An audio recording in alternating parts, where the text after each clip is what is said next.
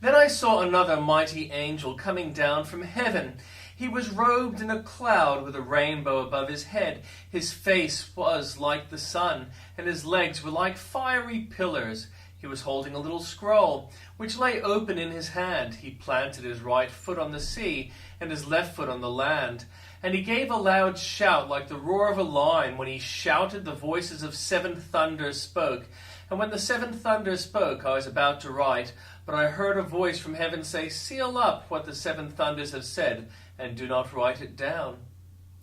Then the angel I had seen standing on the sea and on the land raised his right hand to heaven, and he swore by him who lives forever and ever, who created the heavens and all that is in them, the earth and all that is in it, and the sea and all that is in it, and said, "There will be no more delay, but in the days when the 7th angel is about to sound his trumpet, the mystery of God will be accomplished, just as he announced to his servants the prophets."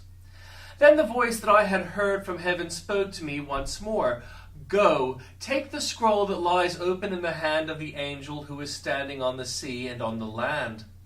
So I went to the angel and asked him to give me the little scroll.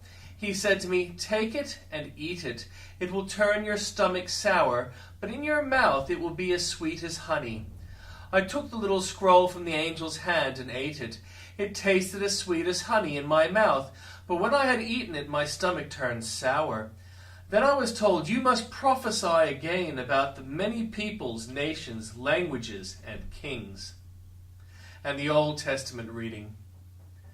The word of the Lord came to Jonah, son of Amittai. "Go to the great city of Nineveh and preach against it, because the wickedness has come up before me." But Jonah ran away from the Lord and headed for Tarshish. He went down to Joppa, where he found a ship bound for that port. After paying the fare, he went aboard and sailed for Tarshish to flee from the Lord. Then the Lord sent a great wind on the sea, and such a violent storm arose that the ship threatened to break up. All the sailors were afraid, and each tried out his own god, and they threw the cargo into the sea to lighten the ship. But Jonah had gone below deck, where he lay down and fell into a deep sleep. The captain went to him and said, "How can you sleep? Get up and call on your God. Maybe he will take notice of us so that we will not perish." Then the sailors said to each other, "Come, let us cast lots to find out who is responsible for this calamity." They cast lots, and the lot fell on Jonah. So they asked him, "Tell us who is responsible for making all this trouble for us. What kind of work do you do? Where do you come from? What is your country? From what people are you?" He answered, "I am Hebrew, and I worship the Lord, the God of heaven, who made the sea and the dry land." This terrified them, and they asked, "What have you done?" They knew he was running away from the Lord, because he had already told them so. The sea was getting rougher and rougher, so they asked him, "What should we do to you to make the sea calm down for us?"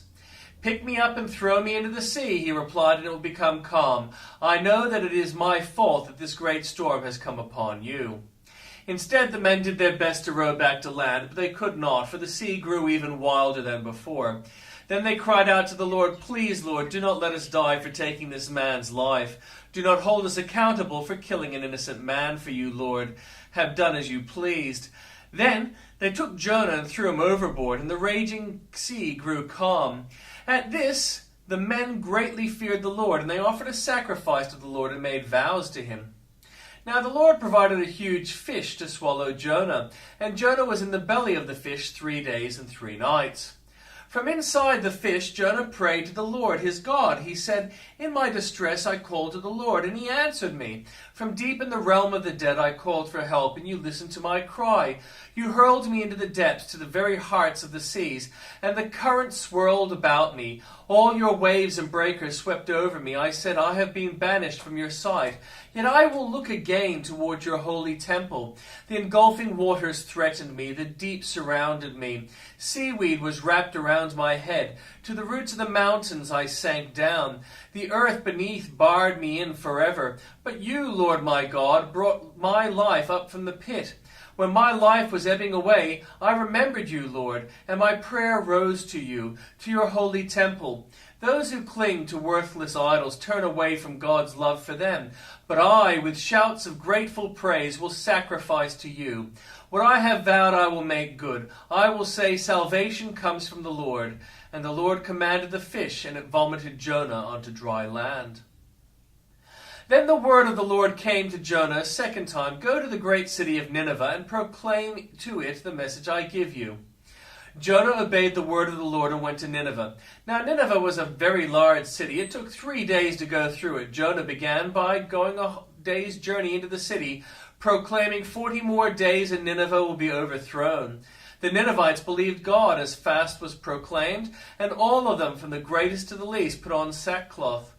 When Jonah's warning reached the king of Nineveh, he rose from his throne, took off his royal robes, covered himself with sackcloth, and sat down in the dust. This is the proclamation he issued in Nineveh.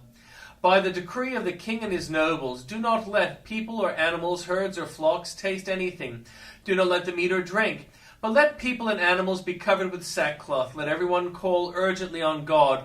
Let them give up their evil ways and their violence. Who knows, God may yet relent and with compassion turn from his fierce anger, so that we will not perish. When God saw what they did and how they turned from their evil ways, he relented and did not bring on them the destruction he had threatened. But to Jonah this seemed very wrong, and he became angry. He prayed to the Lord, "Isn't this what I said, Lord, when I was still at home? That is what I tried to forestall by fleeing to Tarshish. I knew that you are a gracious and compassionate God, slow to anger and abounding in love, a God who relents from sending calamity. Now, Lord, take away my life, for it is better for me to die than to live." But the Lord replied, "Is it right for you to be angry?" Jonah had gone out and sat down at a place east of the city. There he made himself a shelter, sat in its shade, and waited to see what would happen in the city.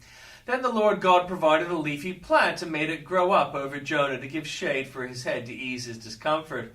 And Jonah was very happy about the plant. But at dawn the next day God provided a worm which chewed the plant so that it withered. When the sun rose, God provided a scorching east wind, and the sun blazed on Jonah's head, so that he grew faint. He wanted to die and said, "It would be better for me to die than to live." But God said to Jonah, "Is it right for you to be angry about the plant?" "It is," he said, "and I am so angry I wish I were dead."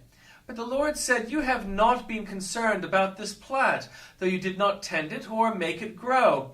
It sprang up overnight and died overnight. And should I not have concern for the great city of Nineveh, in which there are more than 120,000 people who cannot tell their right hand from their left, and also many animals?"